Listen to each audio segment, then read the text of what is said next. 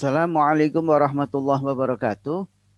Kita akan melanjutkan pembahasan kita, yakni akan membahas 7 objektif pengendalian. Yang pertama, kita tahu bahwa ada 7 objektif pengendalian. Yang pertama adalah safety atau keselamatan, kemudian proteksi lingkungan, kemudian proteksi peralatan, kemudian operasi yang lancar, maksudnya dia tidak tersendat-sendat. Kemudian yang berikutnya kualitas produk, profit, dan untuk keperluan memonitor dan mendiagnosis peralatan atau proses. Nah, sekarang kita lihat contohnya. Yang pertama adalah safety. Apa hal yang paling berbahaya? Kita pernah membahasnya di awal-awal bahwa yang paling berbahaya adalah jika terjadi misalnya apa? Over pressure. Over pressure. Kemudian overheating. Ya. Jadi terjadi overheating. Ini juga kondisi berbahaya. Overheating. Kemudian yang lain lagi ada overflow. Bluber, ya, banjir, ya. Ini kondisi-kondisi yang kita tidak inginkan. Nah, sekarang kita lihat bahwa ini sistemnya adalah ini ada distilasi sederhana dari sebuah feed yang di situ ada C1, ada C2, C3, ada C4. Jadi ini hydrocarbon distillation. Biasanya hydrocarbon distillation itu bekerja pada P yang tinggi, high pressure, ya. Jadi P-nya tinggi, sehingga dari sisi kondisi berbahaya berarti yang ada adalah ini over pressure, ya.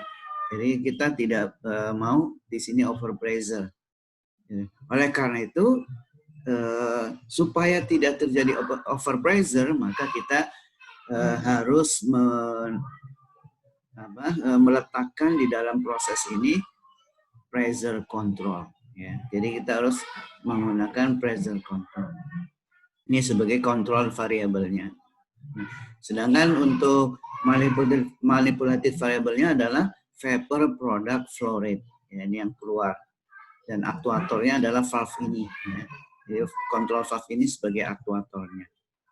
Nih, jadi kenapa ini dilakukan? Karena tekanan tinggi di dalam drum adalah berbahaya. Tadi sudah kita bahas. Kemudian yang berikutnya, proteksi lingkungan. Bahwa ini tentu menghasilkan berbagai macam potensi pencemaran lingkungan. Terutamanya adalah bisa dia adalah hidrokarbon itu sendiri yang lepas ke udara atau CO2 hasil pembakaran, juga tentu uap air hasil pembakaran. Ini yang biasanya ada.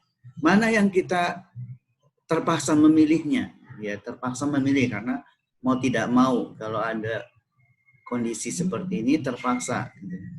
Dibandingkan dengan hidrokarbon, ini lebih lebih tidak berbahaya dibanding hidrokarbon. Jadi ini yang kita akan tuju yang akan dilepas ke udara, ya. Jadi ini berarti harus dibakar terlebih dahulu, lepas ke udara, ya.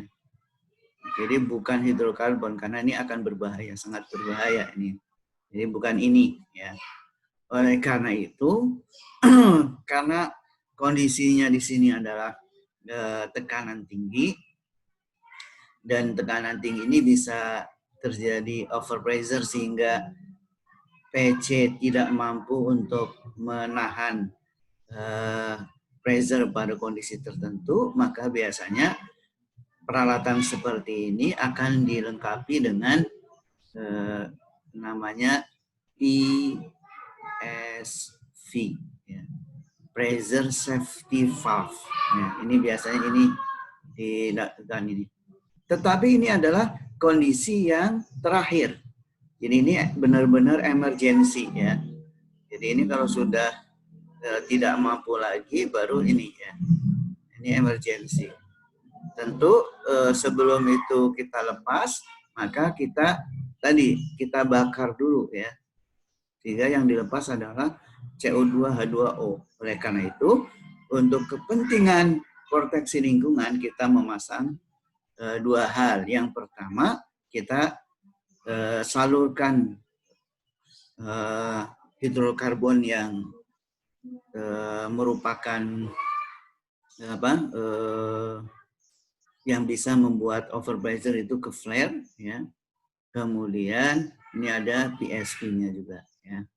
Jadi PSP-nya juga ada. Ini release ke udara. Sehingga kalau misalnya flare tidak mampu lagi, maka ini akan nge-push gitu ya, akan membuka ke udara, terpaksa hidrokarbon ini dilepas. Tapi ini biasanya dalam prakteknya jarang sekali ini terbuka. Jadi di sini ada set point tekanan tertentu ya. Kalau sudah tidak mampu lagi ya. Jadi kenapa kita perlu pasang flare ini? Karena kita tidak pernah melepas hidrokarbon ke atmosfer sebagaimana tadi. Jadi fasilitas ini sebenarnya dalam rangka untuk proteksi lingkungan. Oke. Sekarang untuk proteksi peralatan. Apa peralatan yang biasanya sangat berbahaya kalau terjadi salah aliran? Kita pernah membahas bahwa peralatan yang biasanya berbahaya pertama adalah pompa. Ya, ini pompa. Nah, pompa ini sangat anti dengan vapor, dengan gas. Oleh karena itu, untuk melindungi pompa ini, kita memasang ini, level. Sehingga memastikan bahwa cairan di dalam drum ini ada. Jangan sampai kosong. Kalau kosong, yang mengalir adalah udara. Dan ini sangat berbahaya bagi pompa, akan merusak pompa. Jadi di sini kita perlu memasang level control dalam rangka memproteksi peralatan berupa pompa. Yang berikutnya adalah operasi yang lancar. Kita tidak mau bahwa produknya baik vapor maupun liquid itu fluktuatif ya. Kadang ada, kadang ini begini, gini gitu ya. Jadi variabilitas ya, bervariasi sekali gini ya. Begini, tentu kita ini tidak inginkan ya. Ini berarti kurang lancar. Oleh karena itu, memastikan bahwa flow rate dari feed ini adalah dipertahankan pada kondisi tertentu. Oleh karena itu, untuk operasi yang lancar ini kita perlu memasang namanya flow control. Kemudian valve yang dipilih adalah di aliran itu sendiri ya. Jadi ini adalah valve-nya. Oke. Jadi selalu menjaga kelancaran laju produksi dengan cara kita memasang flow control pada feed. Yang berikutnya adalah kualitas produk. Apa produk yang kita inginkan? Biasanya adalah komposisi. Komposisi baik pada vapor product maupun liquid product. Nah, dalam hal ini kita tahu bahwa sebagai lead key-nya adalah C2 ya. Jadi C2 sebagai lead key, maka kita harus mengendalikan komposisi C2 ini di bottom atau di liquid product. Dan kita memasang analyzer control. Nah, biasanya ini terkait dengan suhu ya. Jadi ini terkait dengan suhu. Oleh karena itu, untuk mengendalikan komposisi ini kita kaitkan dengan pemanas ya, dengan pemanasnya. Dalam ini kita menggunakan proses flood sebagai pemanas, sebagai yang dibuat untuk mengendalikan komposisi di sini dari lead key-nya.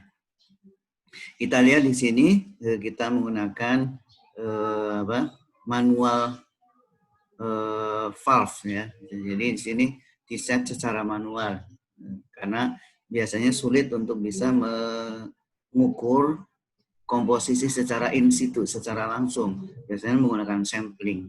Disampel dulu, masuk laboratorium, sehingga kita bisa kita set pengendaliannya secara manual. sehingga nanti kita akan buka-buka secara manual. Jadi mencapai lead K dengan menyesuaikan pemanasan, itu ya. Jadi yang kita lakukan itu. Kemudian profit ini berkaitan dengan laju pemanasan. Jadi kita lihat di sini ada dua pemanas, yang satu berasal dari ini apa? Proses fluida proses, yang satu dari steam. Tentu yang kita inginkan bahwa kualitas produk yang kita inginkan itu cukup bisa ditangani oleh fluida proses, ya, panas yang berasal dari fluida proses. Kalau tidak, maka steam akan menanganinya. Jadi ini tambahan saja, ya. Sebagai tambahan dari oleh karena itu strateginya adalah untuk meningkatkan profit seperti ini. Jadi gunakan pemanas semurah mungkin. Jadi kita mengutamakan ini sebelum ini. Ya. Itu terkait. Kemudian yang ke-7 yang terakhir adalah berkaitan dengan memonitor dan mendiagnosis. Nah, di sini ada peralatan-peralatan yang harus kita maintenance dengan baik. Biasanya di sini adalah terkait dengan heat exchanger. Di sini digunakan biasanya heat exchanger adalah shell and tube. Yang biasanya harus kita monitor adalah kekotoran dari tube, ya. Maka itu kita harus memonitor heat transfernya, UA-nya, ya, dari waktu ke waktu. Kalau dia sudah sangat rendah, berarti kita harus lakukan maintenance. Jadi hitung dan plot parameter kunci, misalnya UA. Nanti kita tahu, karena kalau faktor kekotorannya tinggi, maka UA-nya rendah dan akhirnya memerlukan fluid proses atau steam yang lebih banyak dari yang seharusnya. Ini 7 objektif pengendalian. Dari penjelasan tadi, kita mengetahui pentingnya 7 objektif pengendalian di dalam menentukan jenis pengendalian untuk variabel yang harus dikendalikan. Kita akan terapkan teori ini, konsep ini di salah satu contohnya, yakni separator. Demikian saja. Terima kasih. Assalamualaikum warahmatullahi wabarakatuh.